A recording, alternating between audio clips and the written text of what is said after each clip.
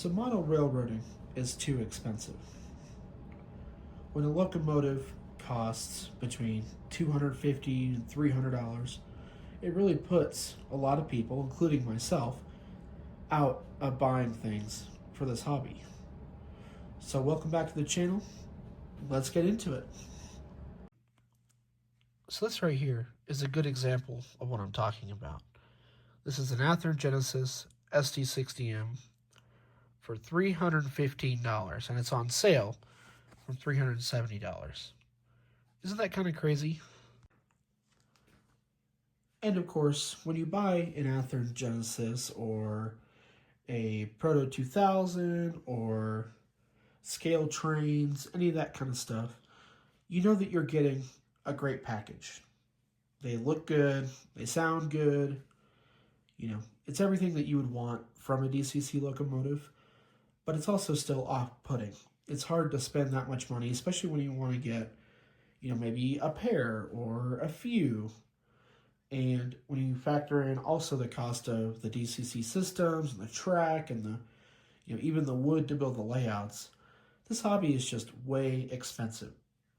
But it doesn't have to be, of course. So in HO railroading, DCC and sound equipped are obviously, what you want. That's the newest technologically, it's the nicest running. And again, they look good, they sound good, they're most realistic, all that kind of stuff. So here, sitting in front of me on the table today, we've got a Walters Mainline F40PH in Metra, and of course, a Frisco. I believe it is a GP38, I think. Either GP38 or GP40, something like that. And both of these locomotives are DCC equipped. The Metra locomotive is sound equipped, while that one is not. It is just DCC, no sound, none of that. So my goal is to kind of show what you can get when you spend less money. So this Frisco locomotive is a Bachmann. It's probably 10 years old now. It's not the newest. It's not the greatest. But it is DCC, and it will work on a DCC layout with other locomotives. So obviously one of the main things that you sacrifice when it comes to price is detail. So this locomotive has no extra lights. The number boards don't light up. It's just got the headlight. No ditch lights.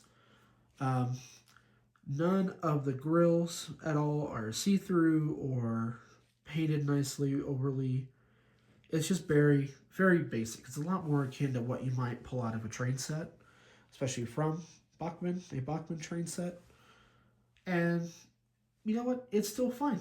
It pulls cars around the track just fine. This one is kind of loud, and I'm not sure if it's just because it's older, because this one's probably about 10 years old. I'm not sure if it's just because it's an older locomotive and it was never run in properly, or if it's just poor motor design or poor production. I'm not really sure, but either way, it makes some noise. So you can see with the lights turned off here that when you turn the headlight on, the plastic isn't super dark or anything, so the light just shines right through.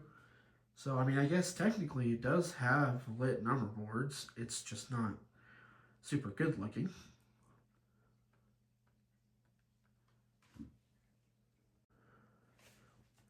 But regardless of how the detail is or how the motor runs, any of that, I think when I bought this, probably back in 2014, 2015, I think I paid in total between 65 and 75 bucks for it, which is pretty good when you consider that it is DCC equipped, no extra decoders or anything necessary, and it still runs. It works as fine today as it did back then, even if it never worked fantastically to begin with. But of course, it's always good to remember that in some cases, what you pay for is what you get. So while I do think that the high-end locomotive prices should come down, I also am totally fine with a locomotive in the sub $100 range not having all those features and being not as detailed. That's totally fine. So when we give it the first speed step, instantly it makes a motor noise. Let's listen. It also doesn't move until speed step. Let's see.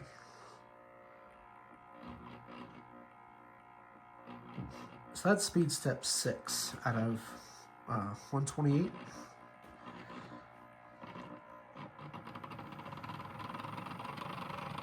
So about speed step 10. Ooh.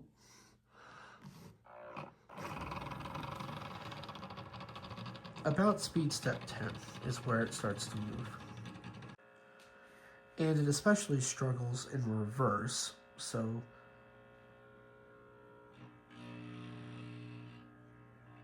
it's not a nice noise.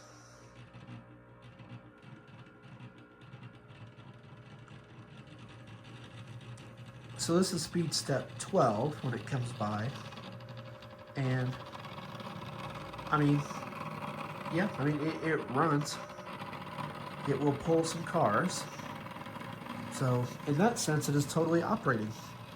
But in the other sense, the noise is not good. So let's have it come back forward a little bit.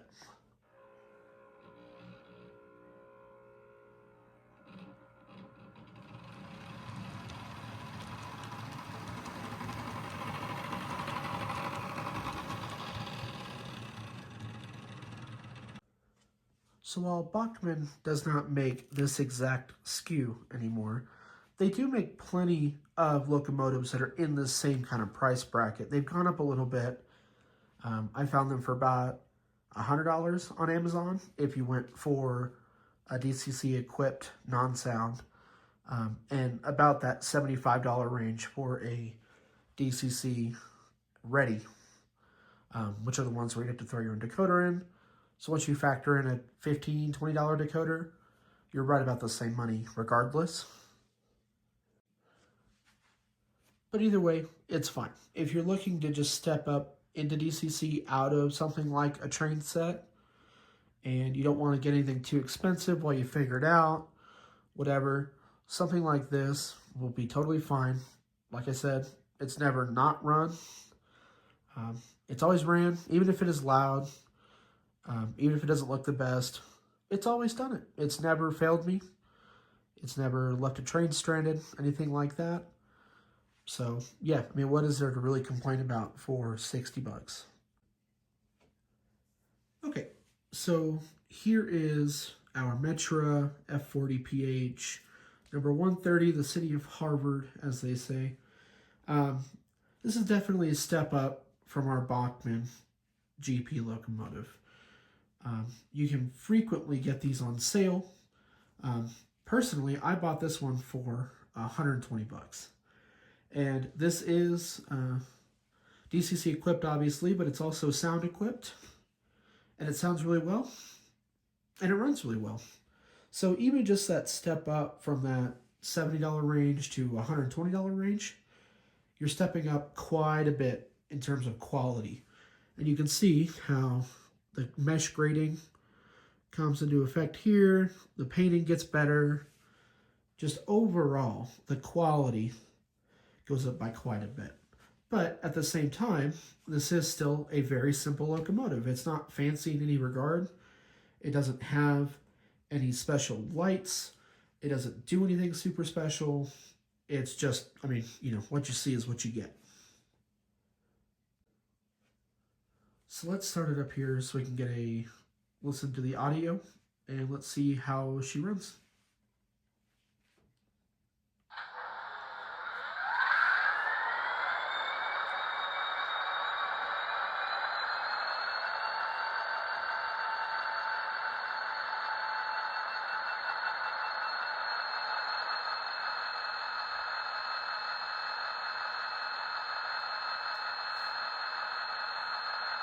So me personally, I think that DCC plus sound tends to be my preferred way to go. I just like the sound option in them. I feel like it adds a lot to it, especially coming from, um, if you're going to do like a train set or something, this is just a massive difference. To go from a train set to a DCC, no sound equipped locomotive is kind of like a half step. You're getting half the way there with DCC and better control, but you're missing out on quite a bit of what modern model train technology has to offer. So even here, at about the $120 mark, you start to get like, fan noises and acceleration noises.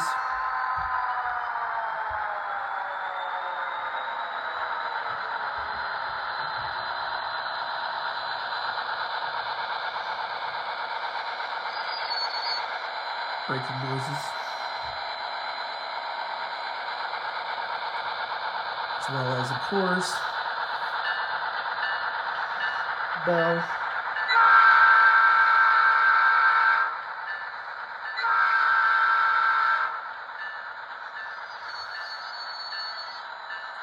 And the horn and all that stuff too. But really, I think this is a pretty big step up in terms of what you get for the money. So, and 120 bucks on sale. I got this in July for 120 bucks, and they pretty regularly stay about that price point. So this is, if you can get this on sale, it's a good deal, I think. Again, you're not absolutely getting the fanciest of locomotives. You're not getting all the bells and whistles, no pun intended. But what you do get is a pretty good package. And definitely a worthwhile package if you're looking to get into DCC. Especially as you're just figuring it out. It may not be worth it to drop $350 on a locomotive when you first set up your DCC. Just because there could be a bit of a learning curve and it just may take some time. Okay, so now we've stepped it up into the $200 tier to $250 tier, I would say. And I've done a video on this guy before. This is the SD40 T-2 from Athearn. This is just their Ready to Roll series. And they have plenty of offerings for about the same amount of money on a whole slew of different steam engines and diesel locomotives like this. So when you get up into this range, this is when you start getting the better sound effects, along with special lighting effects like Mars lighting, and detail starts to come up pretty drastically at this point. So this is a very detailed locomotive. Sounds good, runs good. Athearn's a good brand. But again, you can pretty regularly find this guy on sale for between $180 and $200. I think I paid about $220 to $230 for this one. But Athearn site runs sales every now and again. Midwest Model Railroad runs sales. Train World runs sales. All of them run sales. I think the best deals that I've seen on these have been on trainworld.com. And of course, this is sound equipped.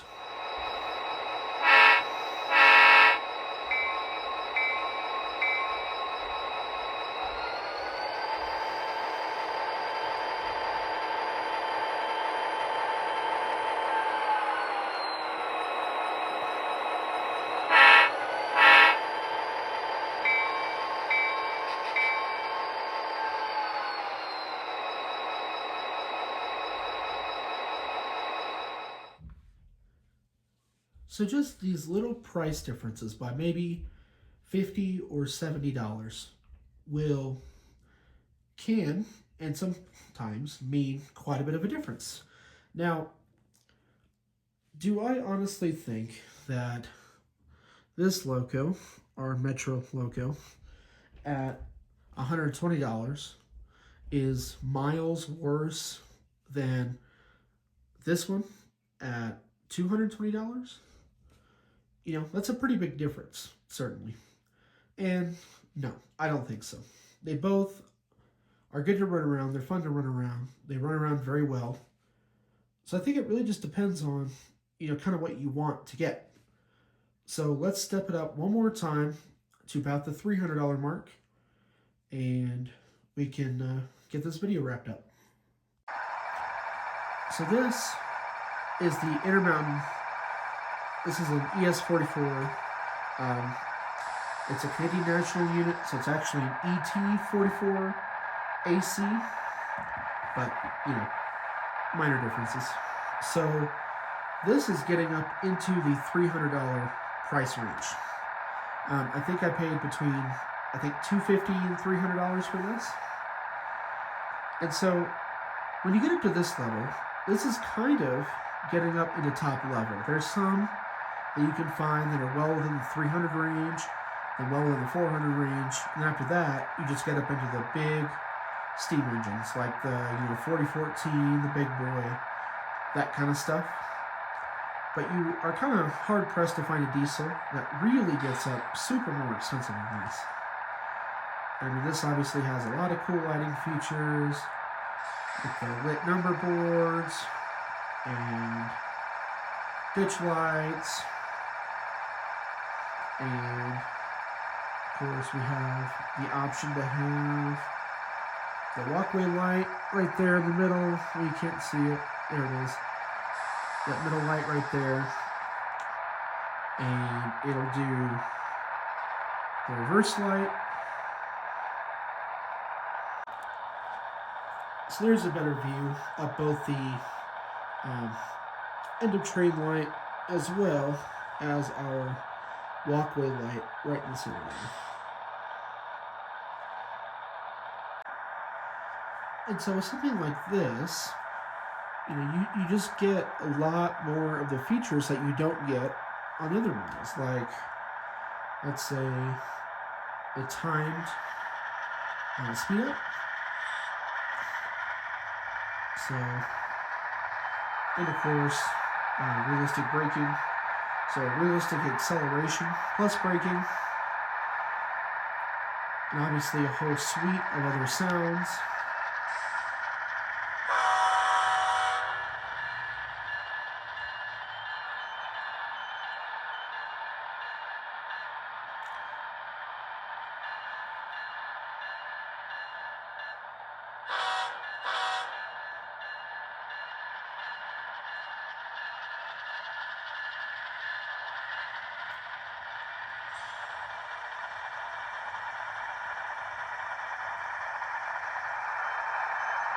So this is, of course, a very cool and very well-detailed locomotive.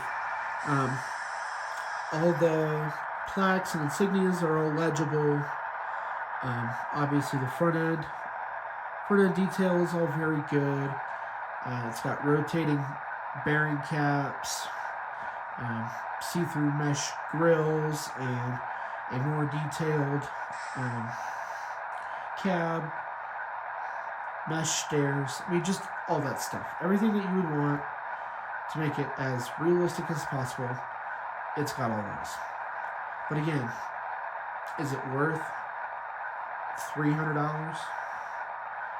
Maybe not. It depends on the person, of course. So, as this shuts down, let's talk about some ways that you can save some money when you're purchasing these. Because, of course, like anything else, there is ways to save money. Now, a big one is to, of course, just keep checking back on the 3 major websites and just seeing if there's sales. Typically, there's always something on sale. So whether or not that's something you want is always the question. But there's typically always something on sale on one of them or all of them. And of course, another way to get a potentially good deal is to do some eBay scouring. So you can find a lot of used models on eBay. You may have to put some, TLC to get the gears and the motors and all that running perfectly. But if you're not afraid of a little bit of handiwork, definitely can be done. And obviously buying used tends to be cheaper than buying new if you're comfortable with actually doing any sort of repairs or tuning that something like this may need. So a third way that you can use to get model trains like this cheaper is to buy either a non-sound equipped but DCC equipped, or DCC ready, not DCC installed locomotives. So this is an older, not so well running Athearn ready to roll SD40-2. So I bought this from a Hobbytown USA probably 10 years ago for around 130 bucks or so. And then I installed a $20 or $30 Digitrax plug-in decoder because this was a DCC ready locomotive. You do also have to be careful when you're buying a DCC ready locomotive and make sure that it actually has the decoder socket already on the board, on the PCB. This one is also way older. And as you can see, well, that is going to take some soldering. So even though this is a fairly inexpensive locomotive that says it's DCC ready, it's really not. I've never been able to run this on my DCC layout because it does not have a decoder in it. So this one is just a shelf piece. But you just have to be aware that when you're going to do a decoder installation, it again requires just a little bit of effort. It's not hard generally. Sometimes you may have to take the whole shell off. Other times it'll just have, a pop-off cap like that.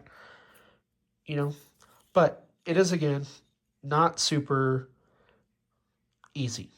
Like you buy one of these locomotives, you put it on your track, you program it in your system, and it goes. Something like this is going to take a little bit of work. Now, hopefully not a lot of work. And of course, one of the big ways to save money in this hobby is to just not go DCC. Just keep your trains standard DC, like as you'd get in a train set, and you'll save money that way.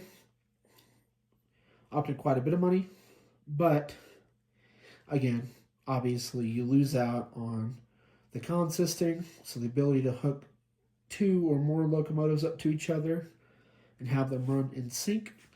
And obviously you lose the special lighting features, the better control, the audio features, all that kind of stuff. But companies like Intermountain make DC only locomotives, and they're going to look good and they're going to function well.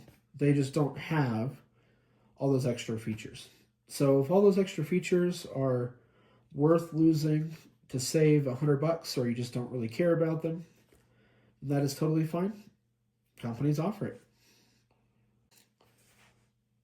The most important part is just doing this hobby in a way that you find fun.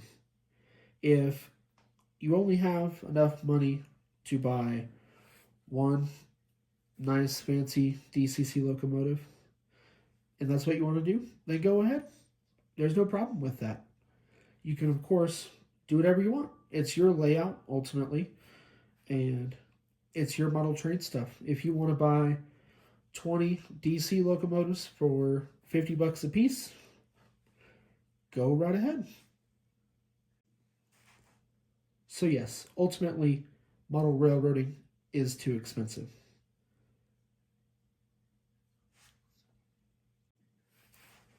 Which is a shame, because this is a fun hobby, and anybody that maybe wants to get into this hobby may look at the pricing of certain things and say, whoa, that is way too much. I'm not that interested in it. I'm not going to do it. And that's awful. It makes it so that, local train stores go out of business, and it makes it so there's just not a whole lot of us. And there's especially not a whole lot of the next generation of model railroad people.